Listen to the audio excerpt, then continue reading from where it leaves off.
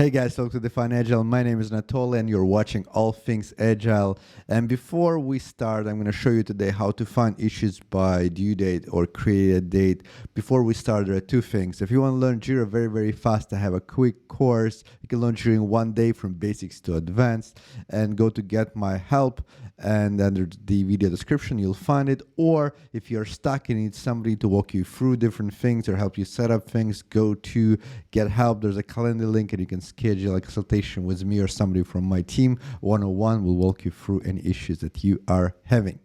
That being said, right now let's get to how to find issue by, let's say, due date. I have this issue called my first issue, and the due date for it is June 4th, 2021. So how do, like, if I don't know this issue is June 4th, 2021, I just need to find all issues that has this due date. How would I do that? So I would go to search. I would click advanced issue search. And I would, if you don't see this, if you see something like that, I would switch to basic because it's pretty basic. I would click on more. And then I would find due date. If you want to search by created date, you can do it as well, but it can be now overdue, which everything that's overdue now, or in range or between. So let's say I want to find anything between today and the next week.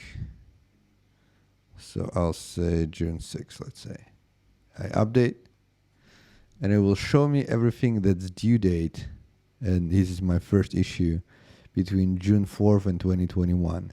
If you want to search by created date, you can do it as well. There is a created date here, and it works the same way, and you can combine them too if you want. So it's very versatile, allows you to quickly search for lots and lots of issues and find and filter and do whatever you want. Hopefully it helps. If you think that brought you value, please like this video and comment, and if you have any questions, put them in the comments down below. I'm happy to answer them. Thank you for watching, and if we're releasing that almost every day, so please subscribe. That's also very important to spread to more and more people. Thank you for watching. Talk to you next one. Bye bye.